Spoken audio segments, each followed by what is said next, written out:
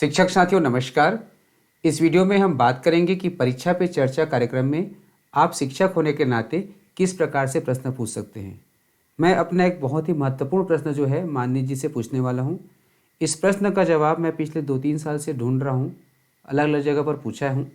आज ये मौका मिला है डायरेक्ट मुझे माननीय प्रधानमंत्री जी से पूछने का, तो मैं सोच रहा हूँ कि अपने इस प्रश्न को मैं माननीय जी से डायरेक्ट पूछ लूँ। तो ये प्लेटफॉर्म है, आपके भी कुछ स्पेशल प्रश्न होंगे उसको पूछ सकते हैं। मेरा वो प्रश्न क्या है जिसके लिए आज तक मैं उसके सही आंसर को नहीं पा पाया हूँ, वो प्रश्न भी आप देखेंगे और आपके पास भी यदि उसका उत्तर हो तो आप भी कमेंट करके मुझे भेज सकते हैं। तो चलिए शुरू करते हैं। यहाँ दोनों चीज़ हो जाएगा, प्रश्न क्या है ये भी जान लेंगे और प्रश्न कैसे पूछते हैं इसको भी जान लेंगे, कैसे प्रोसेस है। सबसे पहले आप जो है अपने मोबाइल में किसी भी ब्राउज़र को ओपन कीजिएगा, फिर टाइप कीजिएगा PPC 2024। ठीक है। अब यहाँ पर जाने के पश्चात देखेंगे परीक्षा पे चर्चा लिखा हुआ है, इसे आप क्लिक कर दीजिएगा। क्लिक करने के पश्चात यहाँ पर पहुँचेंगे। अब यहाँ देखेंगे लिखा हुआ है, नीचे जाएंगे तो पार्टिसिपेट नाउ, इसे आप क्लिक कर दीजिएगा। क्लिक करते ही आप इस पेज पर पहुँचेंगे और यहाँ देखेंगे लॉग इन विथ OTP लिखा हुआ है, इसे आप क्लिक करेंगे। अब यहाँ पर आप अपना मोबाइल नंबर और नाम को एंटर करेंगे। तो चलिए मैं अपना नाम और मोबाइल नंबर यहाँ पर लिख रहा हूँ।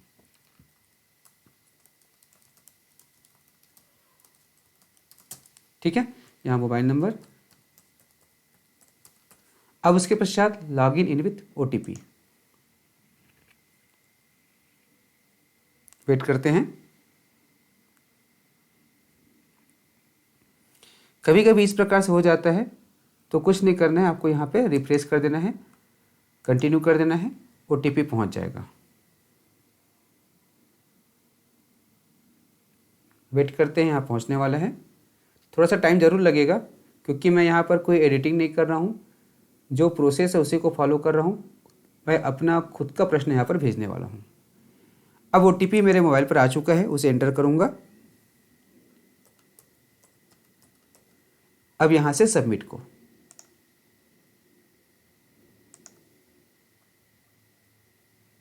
सबमिट को क्लिक कर रहा हूँ। देख सकते हैं यहाँ पर लॉगिन हो रहा है।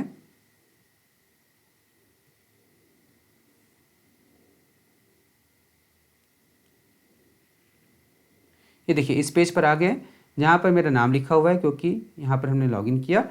अब यहाँ से देखेंगे पार्टिसिपेट नाउ है, इसे हम क्लिक करेंगे। क्लिक करने के पश्चात इन दोनों के बारे में मैंने तो पिछले वीडियो में बता दिया था।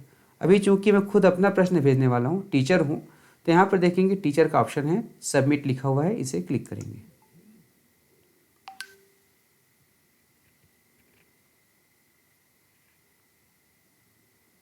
क्लिक करने के पश्चात यहाँ पर कुछ डिटेल पूछा जाता है, जैसे टीचर का नाम, जैसे मेरा नाम, लास्ट नेम।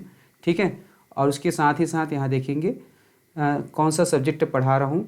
ये सभी चीज़ें जो है सामान्य रूप से पूछा जाता है। तो चलिए सबसे पहले मैं इन सामान्य जानकारी को भर लेता हूँ, फिर आगे प्रश्न उत्तर पर पहुँचेंगे। अब यहाँ पर जो जानकारी मुझे पर्सनल भरना था उसको मैंने भर लिया। अब यहाँ पर प्रश्न उत्तर पर आ रहा हूँ। तो प्रश्न उत्तर देख सकते हैं इंग्लिश में है और मुझे हिंदी में ज़्यादा अच्छा लगता है, तो मैं क्या करूँगा, यहाँ पर गूगल ट्रांसलेटर का प्रयोग करूँगा और आगे देखेंगे मेरा प्रश्न क्या है, इसी से संबंधित है। यहाँ गूगल ट्रांसलेटर को मैंने ऑन किया। मोबाइल में भी रहता है गूगल ट्रांसलेटर, जो 3 डॉट रहता है, वहाँ से आप ट्रांसलेट कर सकते हैं। मैं यहाँ से सिस्टम से कर रहा हूँ। अब देखेंगे यहाँ प्रश्न पूछा हुआ है, दीर्घकालिक सफलता का आधार क्या है? टाल मटोल, स्थिरता, आलस्य या असमंजस। तो कोई भी चीज़ आप काम करना चाहते हैं उसमें ऊंच नीच आते रहता है, तो आपको उसमें स्टेबल होना चाहिए, ये मेरी सोच है। तो यहाँ पे स्थिरता होगा। दूसरा प्रश्न है, खाली स्थान लक्ष्य निर्धारित करें और उन्हें प्राप्त करने के लिए कड़ी मेहनत करें, बड़े सपने देखने से न डरे। तो इसमें क्या हो सकता है, मुझे लगता है कि बड़ा लक्ष्य निर्धारित करें, हमें अपना लक्ष्य को बहुत बड़ा करना चाहिए। प्रश्न 3 है, प्रधानमंत्री नरेंद्र मोदी के मुताबिक छात्रों का फोकस किस पर होना चाहिए? अध्ययन करते हैं, अतार्किक रहना, विषय में महारत हासिल करना, खाक फाकना या खेल के प्रशिक्षण। तो यहाँ पर क्या हो सकता है, विषय में महारत हासिल करना। परीक्षा पे चर्चा 2022 के दौरान प्रधानमंत्री नरेंद्र मोदी ने पर्यावरण के लिए किस जीवन शैली की वकालत की है? उपयोग करो और फेंक दो, परिपत्र, अर्थव्यवस्था, टिकाऊ और डिस्पोजल। ये मेरी जानकारी में नहीं है, उस समय का मैं अपडेट नहीं था, लेकिन इनके आधार पे मुझे लगता है ये डिस्पोजल बेहतर होगा। परीक्षा में गलतियों से निपटने का लाभकारी तरीका क्या है? इससे सीखने के अवसर के रूप में देखें, गलतियां छुपाना, गलतियों को नज़रअंदाज करना, दूसरों को दोष देना। इसे सीखने के अवसर के रूप में देखें। इसे हमने क्लिक किया। अब यहाँ पर मुझे अपना प्रश्न भेजना है, ठीक है, इस जगह पर। तो यहाँ पर टाइप करना है ना।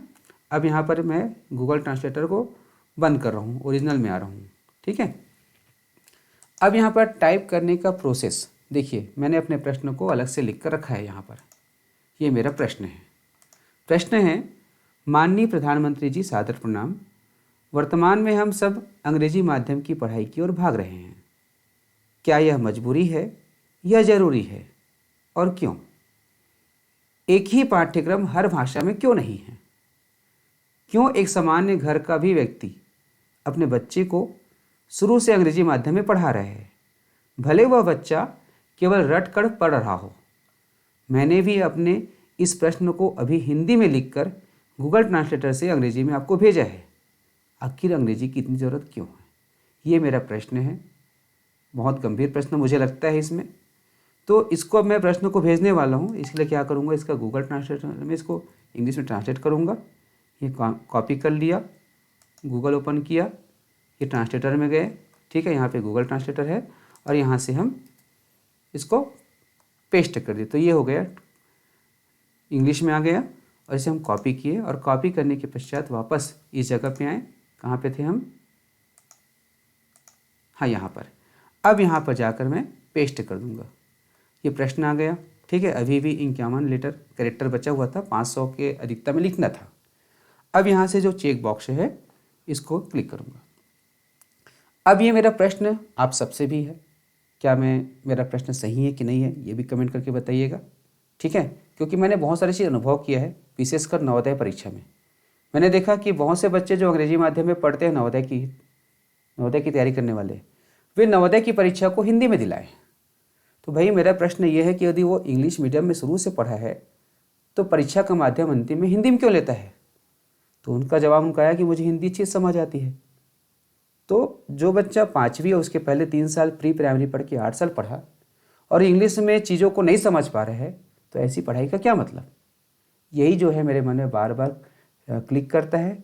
और आज मैंने अपने प्रश्न को माननीय जी के पास भेजा, और निश्चित तौर पर इसका सकारात्मक जवाब माननीय जी के माध्यम से या आप सबके माध्यम से मुझे प्राप्त होगा। आप ज़रूर कीजिएगा। ये मेरा प्रश्न हो गया, आप भी प्रश्न भेज सकते हैं। और यहाँ पर हम सबमिट को क्लिक करेंगे। सबमिट क्लिक करने से पहले नो चेंज करके आ रहा है, अर्थात इसको हम चेंज नहीं कर पाएंगे सबमिट करने के बाद। मैं कन्फर्म हूँ, यहाँ से हम ओके को क्लिक कर रहे हैं। ओके क्लिक करने के पश्चात देखेंगे आगे का पेज आएगा।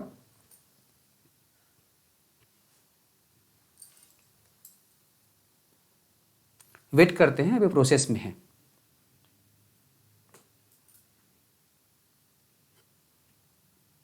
देखिए, कोई बात नहीं, यहाँ से रिफ्रेश करेंगे।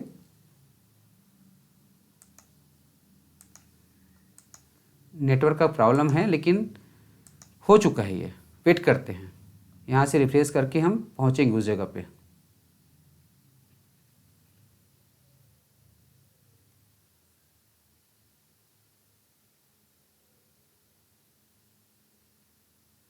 ये देखिए, अब यहाँ पर आ गया participate S teacher, you have successfully submitted for PPC 2024। Certificate will be available from 12 जनवरी 2024। 12 जनवरी के बाद सर्टिफिकेट मुझे प्राप्त होगा। तो इस प्रकार से आप भी अपने प्रश्न को माननीय जी तक भेज सकते हैं। ये वीडियो आपको कैसा लगा अवश्य बताइएगा। आप देख रहे थे उज्ज्वल लक्ष्य यूट्यूब चैनल। मैं आपका मित्र नारायण प्रसाद देवांगन। वीडियो को लाइक अवश्य कीजिएगा, शेयर कीजिएगा, और आप मेरे सवाल के जवाब को कमेंट कीजिएगा। धन्यवाद।